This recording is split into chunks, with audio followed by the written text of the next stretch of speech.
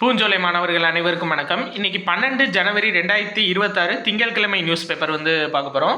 So headline என்ன அப்படின்னு சொல்லி பார்த்தீங்கன்னா, பிளவு சக்திகளை ஒற்றுமையால் வீழ்த்துவோம் பிரதமர் பேச்சு அப்படின்னு சொல்லியிருக்காங்க. நம்ம ஏற்கனவே பார்த்தோம் பார்த்தீங்களா, சோம்நாத் கோவில் ஆக்சுவலாக 1026 கஜினி முகமது அந்த குஜராத் பகுதியில் இருக்க சோம்நாத் கோவிலில் படையெடுத்திருப்பார்.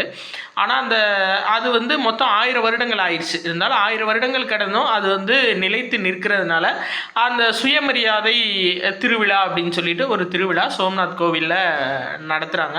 இந்த கோவில் ஆக்சுவலாக 1951 திரும்ப திறக்கப்பட்டிருக்கு. நம்ம ஏற்கனவே பார்த்த இன்ஃபர்மேஷன் தான். ஆனால் தொடர்ச்சியாக அந்த நியூஸ் 3 நாளாக வந்துட்டுருக்கு.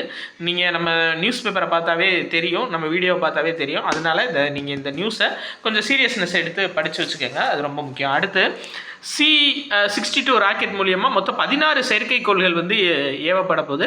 அதில் EOS N1 அப்படின்ற செயற்கைக்கோள் முக்கியமானது. ஏன்னா பாதுகாப்புத்துறை சார்ந்த பயன்பாட்டுக்கான செயற்கைக்கோள் தான் இந்த EOSN1. அது பேர் அன்விஷா, சரிங்களா? அது ஞாபகம் வச்சுக்கோங்க. இந்த EOSN1 என்ன செயற்கைக்கோள்னு கேட்பாங்க. இல்லை இந்த அன்விஷான்றது எதுக்காக இந்த செயற்கைக்கோளை விட்டுருக்காங்கன்னு கேட்பாங்க.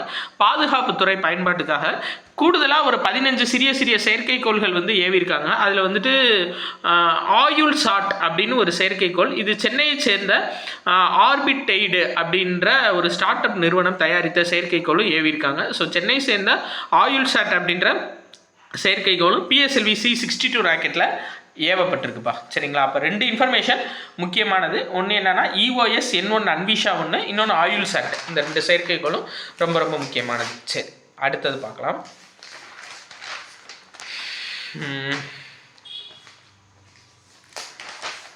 நியூஸ் கம்மி தான், இருந்தாலும் பார்க்கலாம். இந்த அயலக தமிழர் தினத்தை முன்னிட்டு கடந்த 5 ஆண்டுகளாக சிறப்பு விழாக்களை நடத்தி வருகிறதுன்னு கொடுத்துருக்காங்க. ஆக்சுவலாக இந்த அயலக தமிழர் விழா, அயலக தமிழர் தினம் கீழே கமெண்ட் பண்ணுங்கள் தெரிஞ்சவங்க.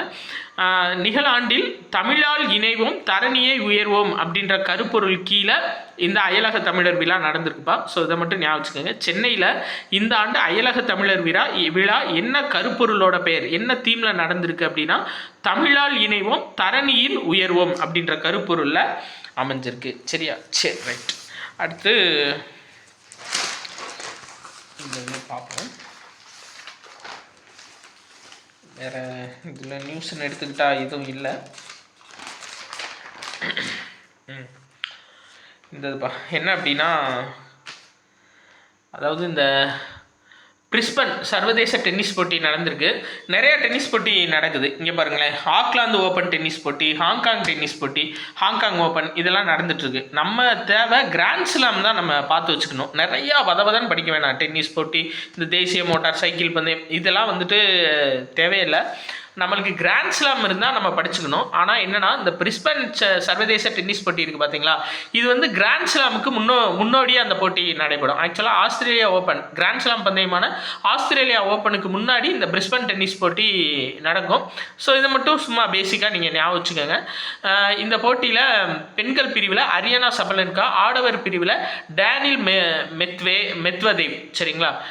அதாவது பெண்கள் பிரிவில் எதுலனா பிரிஸ்பன் சர்வதேச டென்னிஸ் போட்டியில் பெண்கள் பிரிவில் அரியானா சபலன்காவும், ஆண்கள் பிரிவில் டெனில் மெத்வதேவும் ஜெயிச்சிருக்காங்க. ஸோ இது மட்டும் போதும். பட் இந்த நியூஸ் நம்மளுக்கு ரொம்ப ரொம்ப முக்கியம். ஏன்னா ஃபஸ்ட்டு சென்னையில் அதாவது ஒலிம்பிக் தூர ட்ரையத்தலான் போட்டி நடைபெற்றிருக்கு. ஆக்சுவலாக இந்த ட்ரையத்தலான் அப்படின்றது என்னென்னா, தொடர்ச்சியாக நிறையா போட்டிகள் ஒரே நேரத்தில் நடக்கும். அதாவது அவங்க ஸ்விம்மிங் பண்ணிட்டு சைக்கிளிங் பண்ணிவிட்டு ரன்னிங் ஓடி யார் கம்ப்ளீட் பண்ணுறாங்களோ அதுதான் இந்த ட்ரையத்தலான் அப்படின்னு சொல்லுவாங்க. ஸோ இந்த ஒலிம்பிக் தூர ட்ரையத்தலான் நிகழ்வு ஃபஸ்ட்டு டைம் சென்னையில் நடைபெற்றிருக்கு. இதில் இந்திய அணியினர் சிறப்பிடம் பெற்றனர்னு கொடுத்துருப்பாங்க. இந்த தான் மெயின். ட்ரையத்தலான் பொது பிரிவில் ஆதர்ஷ் அவர் இலக்க முடிச்சிருக்காரு ஃபஸ்ட்டாக. பெண்கள் பிரிவில் ஆர்த்தி நைனார். அப்போ ஞாபகம் வச்சுக்கோங்கப்பா, ட்ரையத்தலான் போட்டி சென்னையில் நடைபெற்றிருக்கு. அதனால் ஜெயிச்சவங்க பேர் கேட்கலாம்.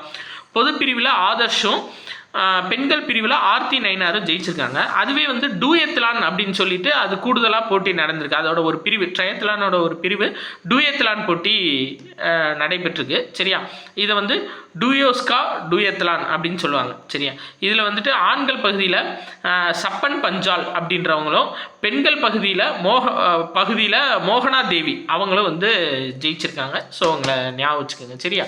சரி, ரைட்டு. வேறு இந்த திருக்குறள் கேட்குறீங்க, டெய்லி ஒவ்வொரு திருக்குறள் போடுறாங்க சார் நியூஸ் பேப்பரில், அதை சொல்லுங்கன்னு கேட்குறீங்க. இன்றைக்கி என்ன திருக்குறள் போட்டிருக்காங்கன்னு பார்த்துருவோமா? இங்கே பாருங்கள், மதிநுட்பம் நூலோடு உடையார்க்கு அதிநுட்பம் யாவுல முன்னிற்பவை. அதாவது இயற்கையான நுட்ப அறிவை நூலறிவோடு ஒருங்கே உடையவர்க்கு மிக்க நுட்பமான சூழ்ச்சிகளாய் முன்னிற்பவை எவை உள்ளன அப்படின்னு சொல்லி கொடுத்துருக்காங்க. ஆக்சுவலாக நம்ம படிச்சுட்டு அதை அப்படியே விட்டுறக்கூடாது.